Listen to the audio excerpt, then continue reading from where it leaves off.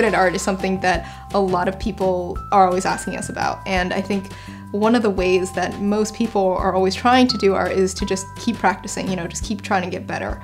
And, I notice that a lot of kids, they're constantly just drawing, and that's definitely the way to go. But the other side to that is also studying. Like, if you're just drawing the same thing over and over again, you'll just kind of get more entrenched. But, if you take the time to really consider and think about anatomy or color and really focus on those, then that's a way to get better.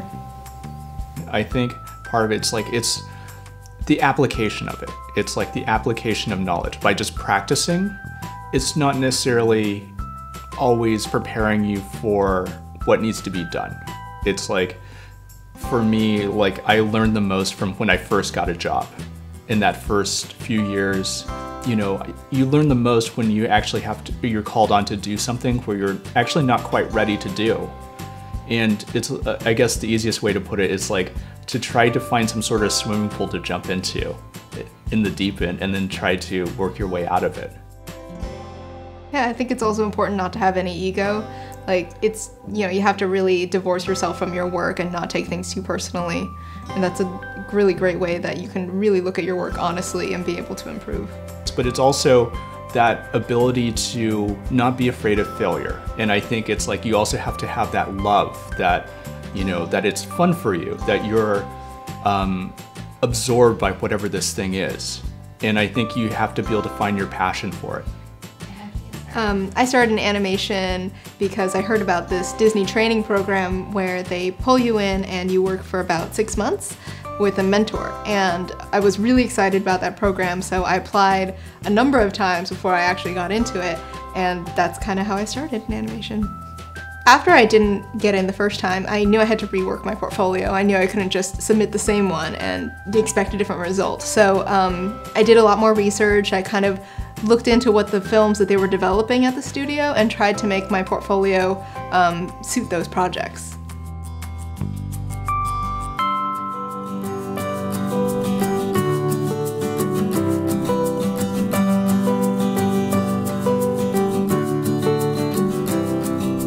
For me, it started about 10 years ago. I was still in school at that point, and I had taken a class during my last semester at school, which was a visual development class. And those teachers I had, they both were art directors at Dreamworks, and they really liked my work a lot, and they encouraged me to apply. And so I applied. There was a little bit of a kind of a wait, and then I got in, and there were a lot of people from my class and from other places that kind of joined us there.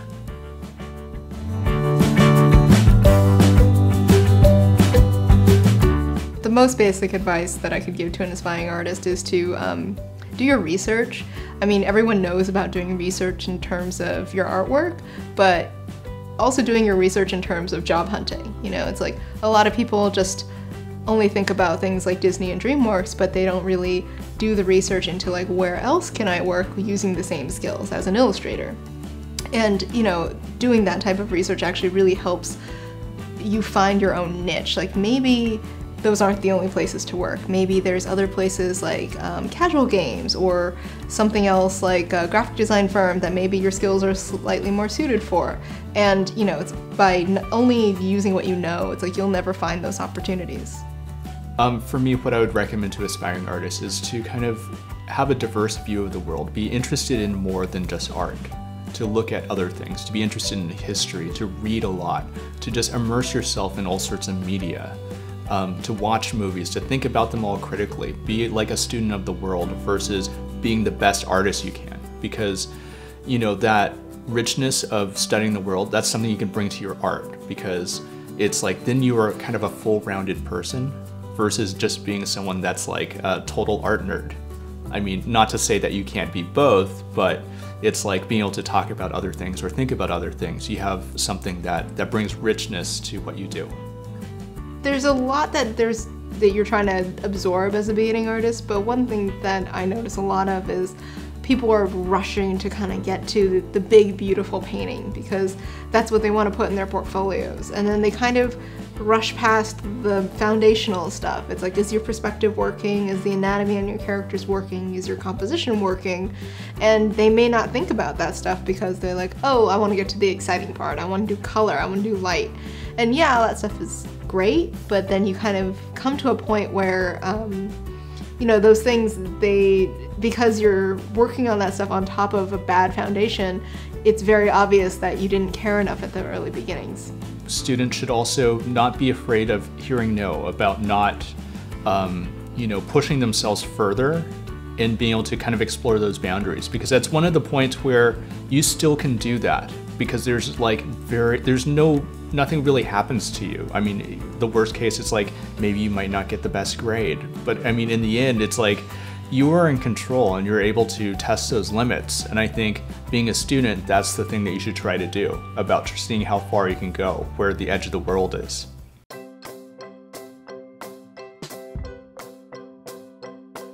At the studio, we both are kind of jacks of all trades. Like, you can place us anywhere in the production line and we can do whatever the job requires, which is useful for the studio. But it also does make it a little hard for me to say what my style is, because I know what I like, and most of my style just comes from, you know, looking at what I like and analyzing what I like about that and then folding that into what I do. So, you know, it's not like it was a very conscious effort to develop style.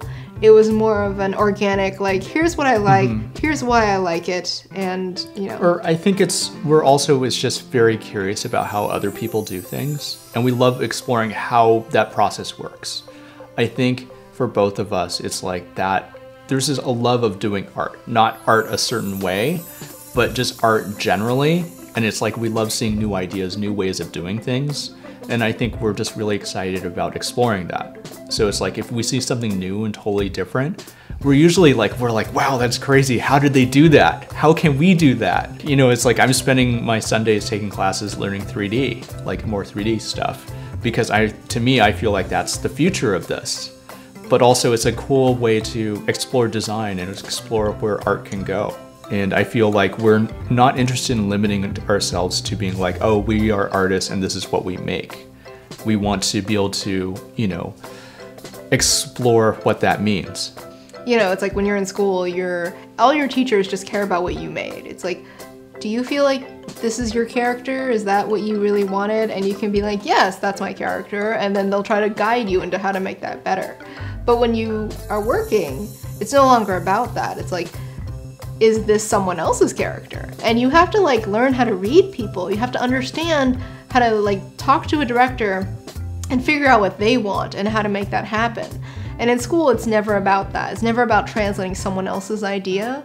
And that's really what the job is. It's you understanding your director or art director and being able to like take what they said and make that a reality. It's not about what you feel or what you want or what you think would be cool. It's about what they think is cool. And you need to be able to understand what that is. And some of that's research, you know, some of that's being like, what other films did this director direct? What other, you know, what types of art does this guy like? And, you know, those are the types of things that took me a really long time to really figure out and understand when I started working. In our work, it's an extremely collaborative process. So, you know, we've kind of developed the way that we work based on how you would work in a studio. Like, you just do something and you pass it to another person and then they kind of make it better and it comes back. Yeah, I think in that case, it's like you're working with someone with a totally different skill set. So then you have to try to figure out, you know, what is the problem? How do we solve it? How do I communicate with you in the best way possible? And also it's like, how do I manage everyone's expectations? I mean, you know, the great parts about us being a couple of artists is that we appreciate the same things. So when we go to a museum, you know, one person isn't bored. Like, we're both really engrossed in the paintings, and then we can go home and be like, it's like we're talking about a movie. It's like, oh my God, what was your favorite one? What did you think about this? Oh, just the way that he handled his line, you know? We speak the same language. Yeah. Yeah, it's... Getting excited about that stuff, nerding out with someone who also really loves that stuff is pretty fun.